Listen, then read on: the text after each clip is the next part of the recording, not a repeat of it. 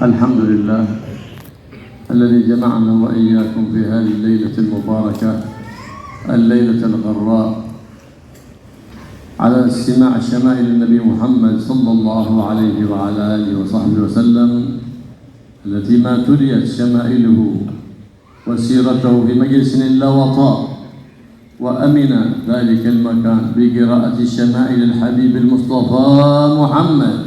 وكما اجتمعنا وإياكم على محبته وذكره، فالله يجمعنا وإياكم على حوضه المورود الذي من شرب منه شربة لا يظمأ بعدها أبدا. Alhamdulillah, bersyukur pada Allah Subhanahu wa taala yang telah mengumpulkan kita semua di dalam majlis pada malam Jumaat, yang mana di situ mengingati baginda Rasulullah sallallahu alaihi wasallam, yang mana tidak ada satu orang pun hadir di dalam majlis seperti ini melainkan mendapat berita gembira, iaitu meminum daripada air di Kautsar, di Haud, daripada tangan baginda Rasulullah sallallahu alaihi wasallam. Mudah-mudahan Allah berikan kejayaan kepada kita semua, insya-Allah. وما كتبت شمائل النبي محمد صلى الله عليه وسلم وحملها إنسان أو وضعها في بيته إلا وأمن من السرقة ومن الحريق ومن الغرق ومن حوادث الطائرات والسيارات والدراجات ببركة شمائل النبي محمد سيد السادات. وقد جربوها العلماء القادات، لكن بكتابتها لا بتصويرها وفوتوكوبي. Jadi Habib mengatakan sesungguhnya apabila diletakkan sirah syama'il Rasulullah sallallahu alaihi wasallam di dalam sebuah rumah, melainkan pasti rumah tersebut akan terselamat daripada kebakaran, daripada tenggelam, daripada hempasnya kapal terbang dan pelbagai jenis aksiden yang mungkin berlaku. Sesungguhnya ulama telah melakukan perkara ini dan ianya adalah mujarrab, akan tetapi bukanlah seperti apa yang kita lakukan di dalam cetakan atau fotokopi, akan tetapi dengan tulisan tangan ulama itu sendiri. وكان العلماء العاملون يشوقون الناس إلى الجنة حتى تزداد همتهم في طاعة الله، لأن الجنة بغت عمل، فيأتون العلماء يقول زدنا شوقا إلى الجنة، فيقول لهم فيها رسول الله. يكفي هذا الشوق الأعظم للحبيب الأعظم محمد محبوب الإله الأكرم صلى الله عليه وعلى آله وصحبه وسلم. Jadi sesungguhnya tidaklah kita boleh meninggalkan amalan, kerana amal itu adalah membawa kita ke syurga dan juga segala jenis nikmatnya. Akan tetapi sesungguhnya para ulama wassadat, mereka apabila menyebutkan tentang syurga dan isinya, sesungguhnya cara untuk mereka memberikan kita semangat adalah dengan menyebutkan bahawasanya di dalamnya itu adalah baginda Rasulullah sallallahu alaihi wasallam, dan dengan menyebutkan nama baginda sahaja ianya menjadi cukup bagi meningkatkan semangat dan kemahuan seseorang itu meletakkan diri dia ke jalan di dalam syurga.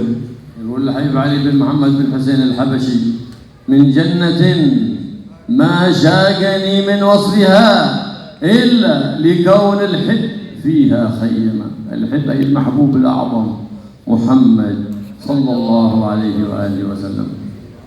Dan sesungguhnya daripada kalam Habib Ali bin Muhammad Al-Habashi, dia mengatakan bahawasanya yang bermaksud di dalam sebuah syair, bahawasanya di dalam syurga yang segala apa ada di dalamnya tidaklah menjadi apa yang aku mahukan, melainkan dengan siapa yang berada di sana, iaitu Muhammad Rasulullah sallallahu alaihi wasallam, yang mana rinduku tak terputus-putus.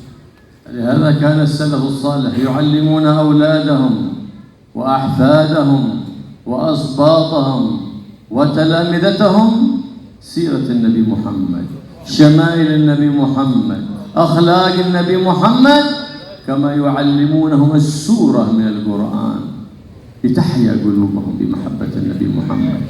فإن القلب إذا حي بمحبة الحبيب الأعظم محمد نشط في الطاعة واشتاق إلى طاعة الله وتلذذ بحلاوة ذكر الله وبالصلاة على حبيبي ومصطفى محمد بن عبد الله صلى الله عليه وآله وسلم. Sesungguhnya para salafus salihin mengajar anak mereka, pelajar mereka dan semua orang yang mereka sayangi itu sirah daripada Nabi Muhammad sallallahu alaihi wasallam, akhlak Nabi Muhammad sallallahu alaihi wasallam, hal perihal peribadi baginda Rasulullah sallallahu alaihi wasallam, seperti mereka mengajar surah kepada anak-anak mereka. Dan sesungguhnya ini adalah supaya hidup hati mereka, kerana apabila hati itu hidup, maka akan bersemangatlah melakukan ketaatan. Disitulah terdapat kemanisan di dalam melakukan ibadah dan juga semangat di dalam melakukan kesungguhan, di dalam melakukan selawat ke atas baginda Rasulullah sallallahu alaihi wasallam. Su'ila ba'd al-ulama an ru'yat Nabi Muhammad faqalu karrar hadha al-bayt lil-imam al-Busiri laitahu khassani bi ru'yati wajhin zala an kulli man ra'ahu ash-shaqa'u faqala kam marra faqala walau ma'a as-sidq wasyuk walau marra wahida. Sesungguhnya sebahagian ulama ditanyakan tentang satu qasidah ataupun satu bait syair yang mana dikarangkan oleh Imam Al-Busiri, yang dikarangkan oleh Imam Al-Busiri. Syair tersebut iaitu laitahu khassani bi ru'yati wajhin zala an kulli man ra'ahu syaqa'u, yang bermakna bagaimana harapanku bahawasanya Allah mengkhususkan bagiku melihat satu wajah yang mana apabila dilihat wajah tersebut akan hilanglah segala kebinasaan. Maka ditanya berapa kali nak baca bait syair tersebut, maka orang ulama pun mengatakan kalaulah dengan sebenar-benarnya kita sebutkan syair tersebut walau satu kali pun sudah memadai. وذكر مرة يذاكر الحبيب علي بن محمد بن حسين الحبشي في مجلسه ثم ذكر هذه الصلاة اللهم صل على سيدنا محمد مفتاح باب رحمة الله عدد ما في علم الله صلاة وسلاما دائمين بدوام ملك الله وعلى آله وصحبه وسلم. وقال من أتى بهذه الصلاة سهلت له رؤية النبي محمد صلى الله عليه وسلم. فقال له بعض الحاضرين يا حبيب كم مرة؟ فقال الحبيب علي الحبشي مرة إذا صدق التعلق وصدق الشوق للحبيب محمد صلى الله عليه وسلم أثر ذلك ولو مرة.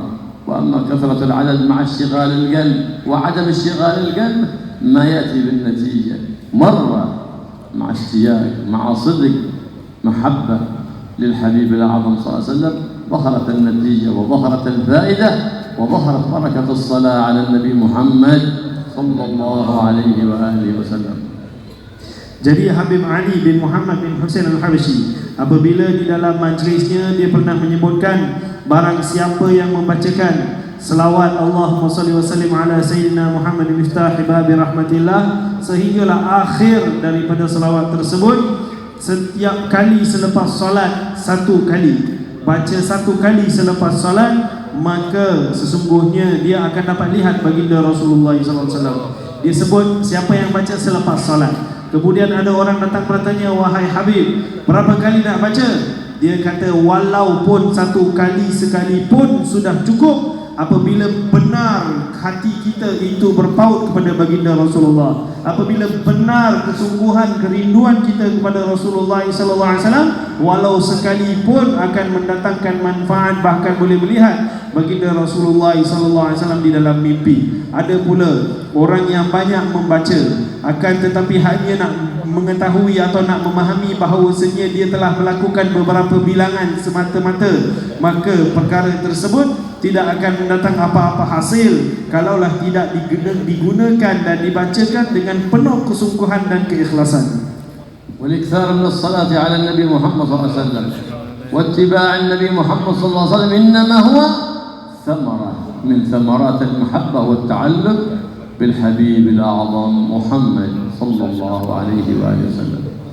Sesungguhnya dengan memperbanyakkan melakukan selawat ke atas baginda Rasulullah sallallahu alaihi wasallam ataupun kita melakukan ittiba' mengikut sunnah-sunnah baginda Rasulullah sallallahu alaihi wasallam, itu adalah daripada hasil buahan yang apabila kita itu berta'alluq kepada baginda Rasulullah sallallahu alaihi wasallam. Itu hanyalah hasil daripada kesungguhan kesukaan kita kepada baginda Rasulullah sallallahu alaihi wasallam. Nabi Muhammad sallallahu alaihi wasallam 'allama ummatahu أن هذا الدين ليس مجرد صلاة وصيام، إنما أساسه المحبة، أساسه المحبة. فلهذا قال الحبيب الأعظم صلى الله عليه وسلم: ألا لا إيمان لمن لا محبة له. Maka sesungguhnya baginda Rasulullah sallallahu alaihi wasallam telah mengajar umatnya bahawasanya di dalam tugasan kita seharian bukanlah hanya solat dan berpuasa semata-mata, akan tetapi pasaknya agama ini adalah kita ada mahabbah kepada Allah dan baginda Rasulullah sallallahu alaihi wasallam. Di dalam sebuah hadis sabda baginda Rasulullah sallallahu alaihi wasallam, lihatlah sesungguhnya tiada orang itu iman bagi mereka yang tidak mempunyai kasih sayang ataupun mahabbah. Wa qala Allah subhanahu wa ta'ala: "Qul in kuntum tuhibbuna Allah fattabi'uni yuhibbukum Allah fa inna thamaratal ittiba' mahabbatul Maula subhanahu wa ta'ala." Lihatlah sebagaimana yang Allah subhanahu wa ta'ala menyebutkan di dalam Al-Quran.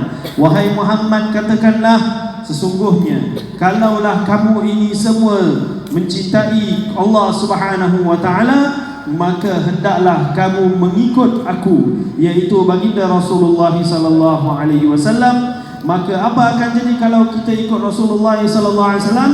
Allah bersambung dan menyebutkan Allah akan mencintai kamu semua dan mengampunkan bagi kamu semua dosanya.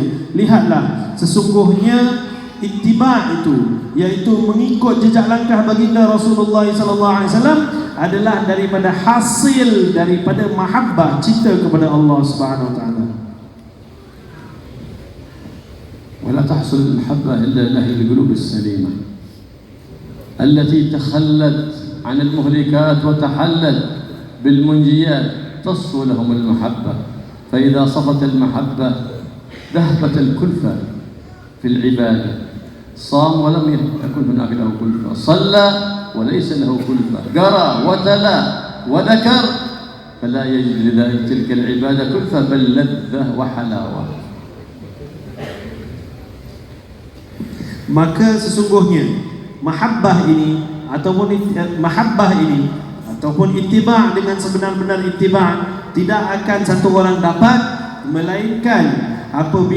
melainkan ianya datang daripada hati yang suci dan bersih. Sesungguhnya perkara-perkara ini tidak akan boleh ditempatkan di dalam hati yang penuh dengan kekotoran.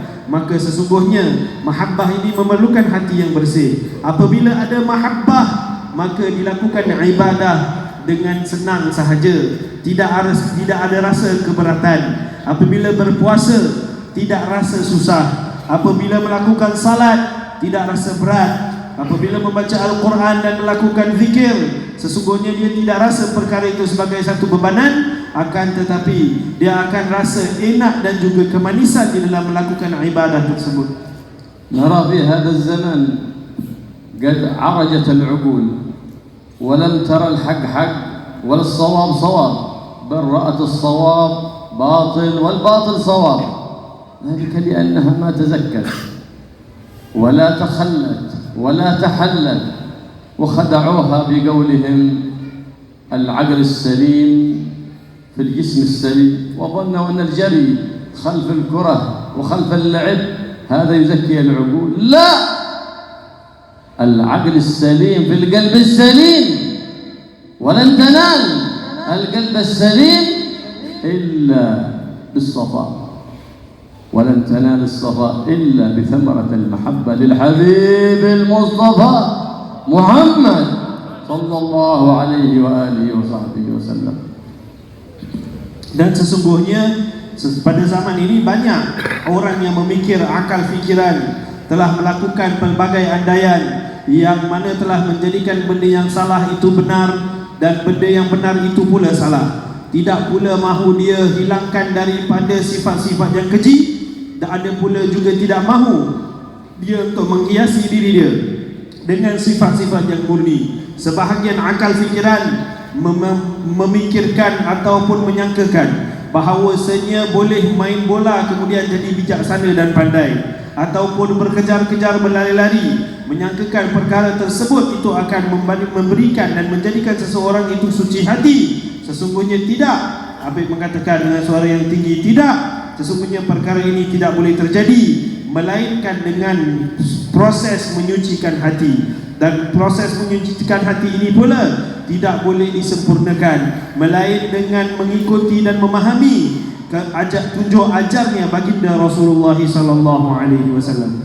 حتى خدع الشباب في هذا الزمان، خدع الشباب في هذا الزمان وذهبوا إلى الرياضات الجسدية وظنوا أن فيها تزكية للعقول، إنما التزكية في الرياضات القلبية، رياضات النفوس الزكية، هذه الذي بها تزكو العقول وترمو الشباب على أفكار عالية ينتفع بها الوطن وتنتفع بها البلاد وتنتفع بها العباد.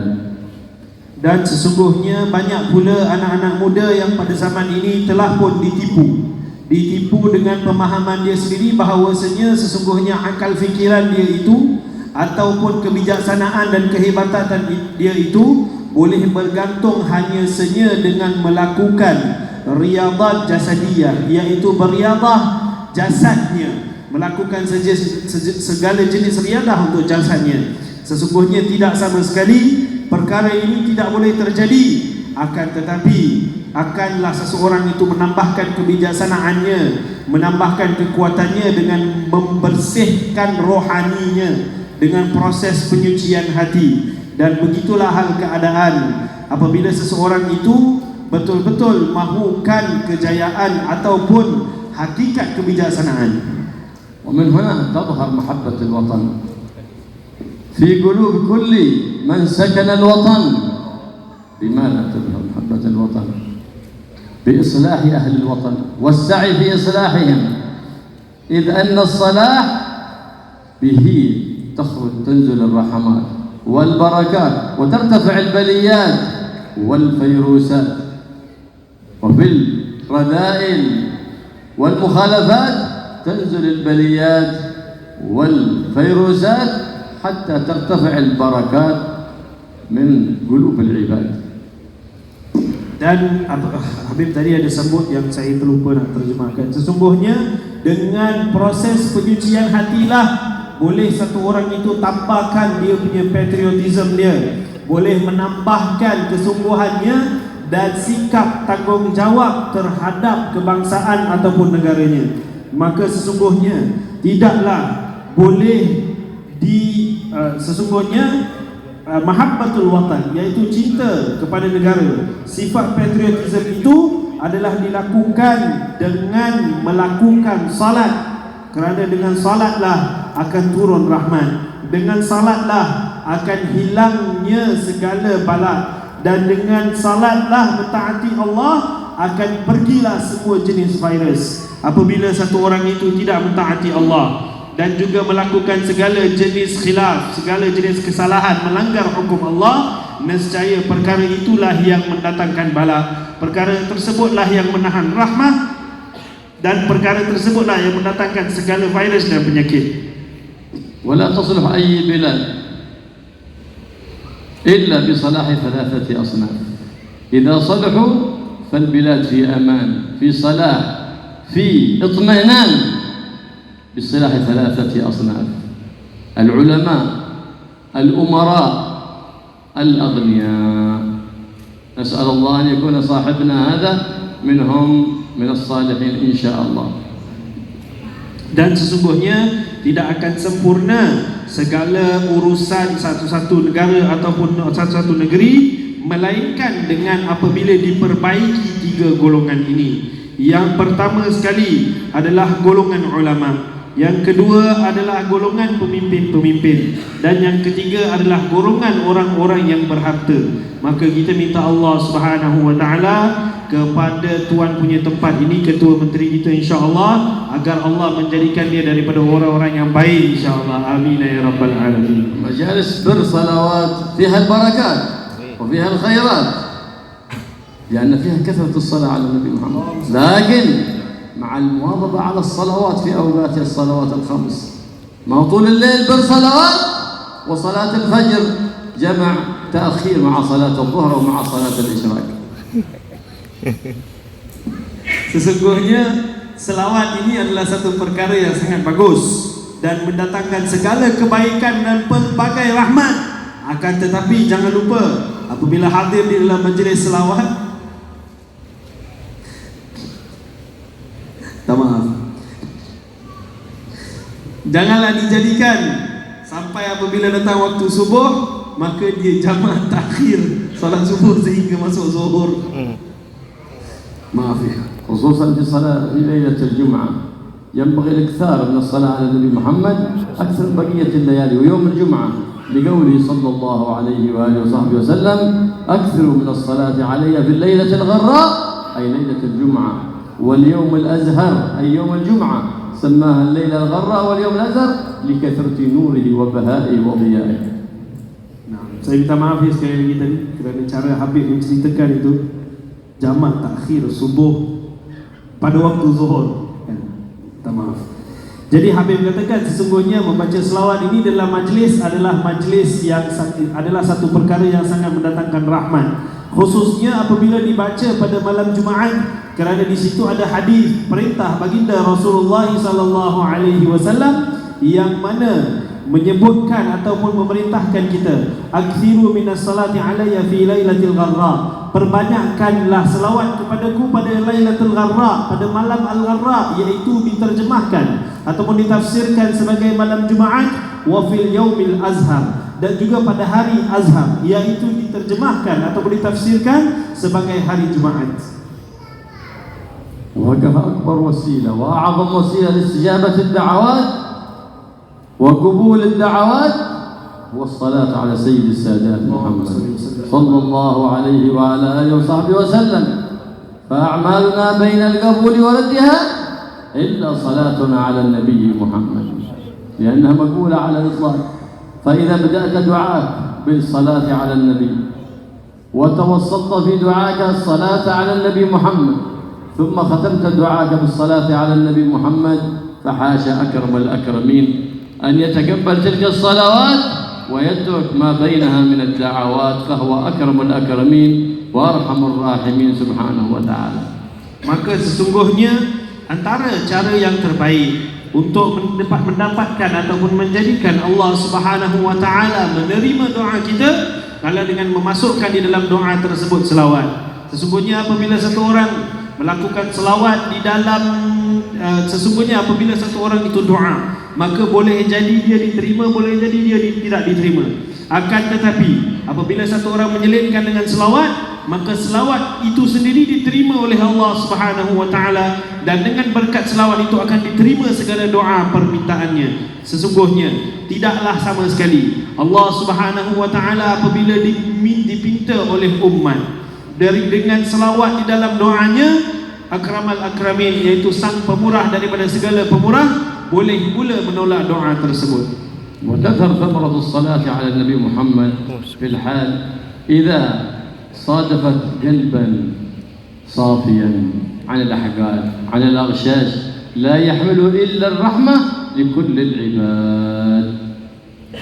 Dan pula berkat selawat itu apabila akan lebih bermanfaat, apabila dia akan datang, kita akan nampak keberkatan dia, kelebihan dia apabila dia kena pada satu orang yang mana hati dia tersebut dia suci daripada segala jenis hasad, daripada segala jenis penyakit-penyakit hati yang boleh ada. Nabi Muhammad SAW كان جالس مع أصحابه كأنه القمر بين النجوم الزهر، إذ دخل رجل بينهما هو جالس يحدث أصحابه سيدخل عليكم رجل من أهل الجنة، وأشار إلى باب في المسجد، فبقي الصحابة بعض ينتظر من هذا الداخل، فدخل رجل لا يعرف بكثير علم ولا كثير عبادة، ثم لما كان في اليوم الثاني قال سيدخل عليكم رجل من أهل الجنة، فإذا هو بذلك الرجل يدخل يصلي في المسجد. ثم في اليوم الثالث قال سيدخل عليكم رجل من أهل الجنة، فإذا هو ذلك الرجل نفسه يدخل من ذلك الباب. فتحجب الصحابة، فتجرد بعض الصحابة وهو عبد الله بن عمرو رضي الله تعالى عنه ليعرف ما الذي أوصله إلى هذا المقام العظيم وشهادة الحبيب العظيم له بالجنة 3 مرات.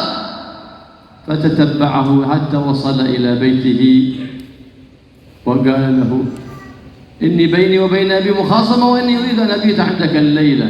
فجلس عنده الليلة الأولى يراقبه طول الليل، أي عمل يعمل هذا، أي مجاهدات، أي عبادات. فإذا هو نائم طول الليل، فإذا كان قبيل الفجر قام وصلى ركعتين، ثم أذن الفجر خرج يصلي في المسجد. والليلة الثانية كذلك، والثالثة كذلك. فالليلة الرابعة قال له إنه ليس بيني وبين أبي مخاصمة، لكني سمعت رسول الله صلى الله عليه وسلم يقول سيدخل عليكم رجل من أهل الجنة، فدخلت أنت أولا وثانيا وثالثا بأي عمل؟ قال يا أخي ما هو إلا ما رأيت، إلا أني لا أويت إلى فراشي إن كان علي مظلمة لا أحد لا أنم حتى أطلب العفو والمسامحة، وإن كان لي على أحد مظلمة سامحته لله. فقال هذا الذي لا يقدر عليه أكثرنا. بهذا الصفاء نال بشارة الحبيب المصطفى محمد صلى الله عليه وآله وسلم.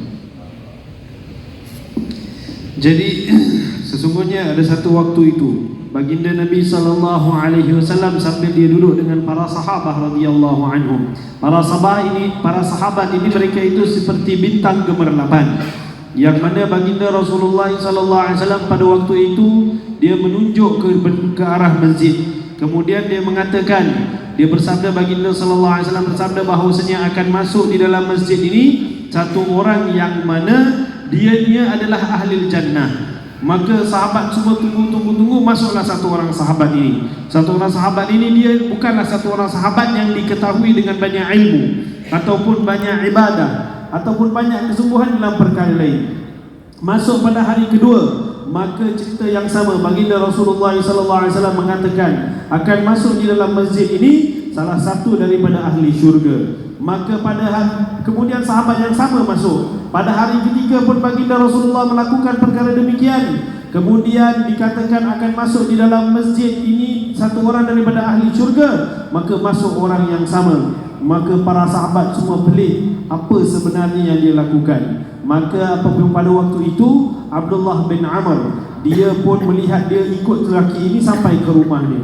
Dia ikut lelaki sampai ke rumah dia. Dia kata sesungguhnya aku ada sesuatu perkara yang berlaku tak enak di antara aku dan isteriku. Maka aku minta izin kau benarkan aku duduk rumah kau. Sesungguhnya dia duduk rumah, dia nak minta izin duduk rumah sahabat itu bukanlah kerana dia ada masalah, akan tetapi dia nak belajar apakah yang dilakukan oleh sahabat tersebut sampaikan mendapatkan penyaksian yang begitu besar daripada baginda Rasulullah sallallahu alaihi wasallam bahawasanya dia itu adalah daripada ahli jannah. Maka apabila dia pergi, dia minta izin, sahabat tersebut pun memberikan izin. Dia pun duduk di dalam rumah dia. Dia lihat pada waktu malam sahabat tersebut selepas sembahyang Isyak dia tidur. Kemudian pagi bangun sembahyang 2 rakaat, keluar pergi masjid melakukan salat fajar. Kemudian pada hari kedua pun sama, pada hari ketiga pun sama. Tidak dapat dia melihat apa-apa amalan yang dia lakukan yang lebih istimewa daripada sahabat-sahabat yang lain. Maka pada hari keempat dia pun tanya, sesungguhnya di situ tiadalah apa-apa perkara di antara aku dan isteri aku. Akan tetapi aku nak tahu apakah amalan yang kau lakukan sampai disaksikan oleh baginda Rasulullah sallallahu alaihi wasallam bahawasanya engkau adalah daripada ahli syurga. Dia kata, kalaulah engkau bagi tahu daripada awal lagi, aku telah bagi tahu engkau. Sesungguhnya aku tidak ada apa amalan-amalan yang khusus melainkan setiap kali sebelum aku tidur setiap hari, aku akan bertafakur. Aku memikirkan jikalau aku telah melakukan apa-apa kesalahan dengan orang-orang Islam yang lain, maka aku akan perbaiki diriku dan juga meminta maaf. Ada pula pada yang kejahatan yang dilakukan pada diri aku, nescaya aku siap-siap maafkan semua orang Islam, iaitu aku tidak simpan apa-apa sifat yang tak sedap di dalam hati aku terhadap mana-mana orang Islam. هكذا كان خلق الحبيب الأعظم محمد، كان خلق صلى الله عليه وسلم لا يغمر لمؤمن غشا ولا ضرا ولا حقدا ولا حسدا، وبهذا أوصى أمته، وبهذا تنال المراتب العاليات من رب البريات سبحانه وتعالى بالاقتداء بالحبيب المصطفى محمد صلى الله عليه وآله وصحبه وسلم. فالله يطهر قلوبنا وقلوبكم ويملأها بالمحبة والإيمان والشوق إلى سيد الأكوان محمد سيد ولد عدنان صلى الله عليه وآله وسلم. Maka beginilah hal keadaan para sahabat dan juga ulama yang lain sekalian pada waktu dahulu. Beginilah hal keadaan hati mereka yang membawa segala banyak keberkatan dalam hidup mereka. Dan mudah-mudahan Habib mendoakan bahawasanya Allah Subhanahu wa taala mendatangkan kepada dalam hati kita ini sifat rindu, sifat yang mulia, sifat yang bersih di dalam melakukan urusan harian kita, dan khususnya rindu kepada baginda Rasulullah sallallahu alaihi wasallam dan dipenuhi dengan mahabbah insyaallah. Amin. الله يبارك إن شاء الله في هذا المجلس وفي هذا البيت وفي صاحب هذا البيت، يجعل إن شاء الله مجلسا مباركا وصاحبه إن شاء الله من الأخيار الطيبين المتقين لله رب العالمين المحبين للنبي محمد ولأهل بيته ولجميع، ويجري على يده الخير وفعل الخير ويقرب منا ومنه الأخيار ويبعد عنه وعنكم وعنه الأشرار ويكفينا ويبارك له في أهله وفي ذويه ويجمع بينه وبين أهله وأصحابه بمودة وسكينة ورحمة ويجري الخير على العباد على أيديه كما قال سيد العباد صلى الله عليه وسلم: خير العباد من جعل الله حاجات الناس تقضى على يديه. والله يجعل هذا الرجل إن شاء الله من خيرة العباد ويجعل حاجات الناس تقضى على يديه ويجعله باب من أبواب الخير ومغلق لكل باب من أبواب الشر وفاتح لكل باب من أبواب الخير بجاه النبي محمد وآل النبي محمد صلى الله عليه وآله وصحبه وسلم والحمد لله رب العالمين. Dan Habib akhirkan dengan mendoakan tuan rumah Datuk Ketua Menteri agar Allah Subhanahu Wa Taala memilih dia daripada golongan salihin insyaallah, al-muttaqin, al-akhyar dan segala pelbagai banyak yang Habib sebutkan tadi yang saya tak sempat tulis. Dan Habib pun mengatakan bahawasanya dan mendoakan kebaikan bagi Datuk dan juga keluarganya dan semua yang disayangi dan dikasihi oleh Datuk. Seterusnya Habib pun mengatakan bahawasanya sesungguhnya antara manusia-manusia yang baik yang terpilih di atas bumi ini adalah Allah Subhanahu wa taala menjadikan dia adalah penyebab bagi diterima agar dikabulkan hajat-hajat orang tertentu. Dia menunaikan keperluan orang tertentu dan maka Allah SWT Habib mendoakan agar Allah membukakan pintu kebaikan segalanya insya-Allah kepada Datuk, dan banyak lagi juga yang Habib sebutkan insya-Allah. Amin ya rabbal alamin. Sallallahu alaihi wasallam. Wa na'fu minkum.